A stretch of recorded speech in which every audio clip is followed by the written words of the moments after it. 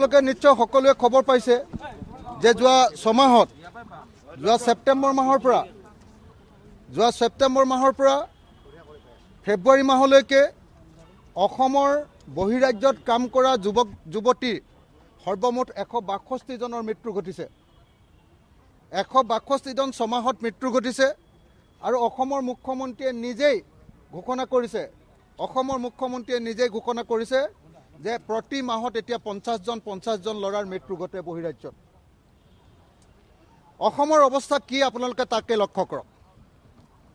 প্ৰতি মাহে যদি 50 জন গড়ে যুৱকৰ মৃত্যু হয়, 162 জন যদি হয়, তেতিয়াহ'লে যোৱা ছমাহত আপুনি চাওক, মানে ছেপ্টেম্বৰ, অক্টোবৰ, নৱেম্বৰ, ডিচেম্বৰ, জানুৱাৰী, ফেব্ৰুৱাৰী এই ছমাহত যদি 162 জনৰ মৃত্যু ঘটে, তেতিয়াহ'লে 50 জনকে, মুখ্যমন্ত্ৰীৰ মতে 50 জনকে যুৱকৰ প্ৰত্যেক মাহতে এতিয়া মৃত্যু ঘটি আছে। গতিকে এইটো এটা অত্যন্ত ভয়ংকৰ ঘটনা আৰু এই ভয়ংকৰ ঘটনাৰ আমাক বিচাৰ লাগে। 4জনকৈ মিচিং যুৱকে কিয় মৃত্যুবৰণ কৰিবলগীয়া হ'ল একেদিনাৰ ভিতৰত বেংগলোৰত? তাৰ এতিয়ালৈকে তদন্ত হ'লনে? আৰু ভৱিষ্যতে অসমৰ যুৱকে যাতে বহিৰাজ্যত গৈ কাম কৰিবলৈ যাওঁতে যাতে মৃত্যুবৰণ কৰিবলগীয়া নহয়, তাৰ কাৰণে কিবা ব্যৱস্থা গ্ৰহণ কৰা হৈছেনে? আজি বিজেপি চৰকাৰৰ দিনত অসমৰ যুৱক যুৱতীসকলৰ অৱস্থা কি? আজি অসমৰ যুৱক যুৱতীসকলে দুটা কামেই কৰিব পাৰে গাঁৱত। এটা হ'ল হাজিৰাৰ কাম, মিস্ত্ৰীৰ লগত যোগালী, আৰু নহ'লে বেংগলোৰ, চেন্নাই, কেৰালা এইবিলাকত গৈ হাজিৰাৰ কাম বা ছিকিউৰিটি গাৰ্ডৰ কাম। আজি অসমীয়া যুৱক যুৱতীৰ একমাত্ৰ ভৱিষ্যত হয় ছিকিউৰিটি গাৰ্ড কৰা, নহ'লে বা তেওঁলোকে গাঁৱে গাঁৱে গৈ হাজিৰা কৰা, মিস্ত্ৰী কৰাৰ বাহিৰে বেলেগ কোনো কাম নাই।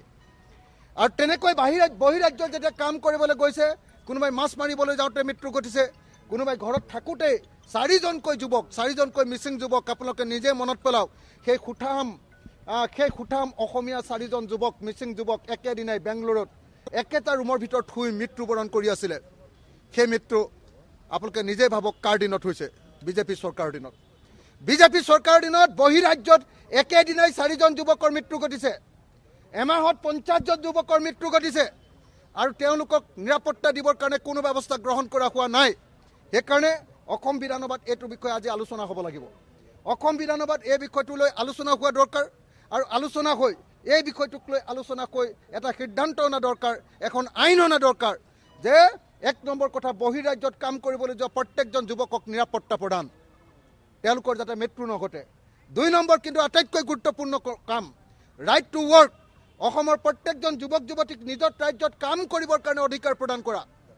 যি কামেই নহওক লাগিলে কাম আমাৰ অসমৰ ভিতৰত অসম চৰকাৰে দিব লাগিব। ৰাইট টু ৱৰ্ক, কাম কৰাৰ অধিকাৰ প্ৰত্যেকজন অসমীয়া যুৱকৰ আছে নিজৰ মাতৃভূমিত। আজি আপোনালোকে নিশ্চয় দেখিছে যে নিজৰ মাতৃভূমি এৰি সকলোৱে গৈ মাত্ৰ 15,000 টকাৰ কাৰণে বেংগলোৰ যাবলগীয়া হৈছে, 18,000 যুৱকৰ কাৰণে বেংগলোৰ যাবলগীয়া হৈছে। তাৰ কাৰণে তেওঁলোকে নিজৰ পৰিয়ালক এৰি থৈ গৈছে, নিজৰ সন্তানক এৰি থৈ গৈছে, নিজৰ পত্নীক এৰি থৈ গৈছে, নিজৰ খেতি খোলা এৰি থৈ গৈছে, সকলো এৰি এতিয়া আনকি এনেকুৱা পৰিস্থিতি হৈছে যে অসমৰ বিহুটো আজিকালি মানুহ নাথাকে। কেলে? আজিকালি বিহু বেংগলোৰত পাতিবলৈ লৈছে, চেন্নাইত পাতিবলৈ লৈছে, হায়দৰাবাদত পাতিবলৈ লৈছে, কাৰণ সকলো অসমীয়া ল'ৰা এতিয়া হাজিৰা কৰিবলৈ চেন্নাইলৈ যায়, বেংগলোৰলৈ যায়। এনেকুৱা পৰিস্থিতিত মই দাবী উত্থাপন কৰিব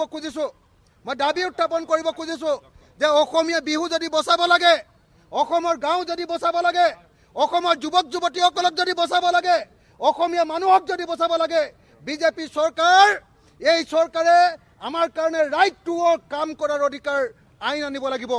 আৰু প্ৰত্যেকজন যুৱক যুৱতী যি বেলেগলৈ যায়, তেওঁলোকক নিৰাপত্তা প্ৰদান কৰাৰ ব্যৱস্থা গ্ৰহণ কৰিব লাগিব।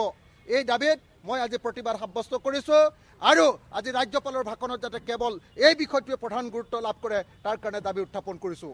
অসমীয়া জাতিৰ ভৱিষ্যত কি হ'ব, যুৱকসকলৰ ভৱিষ্যত কি হ'ব, এই সম্পৰ্কে আমাক আলোচনা লাগে। ধন্যবাদ।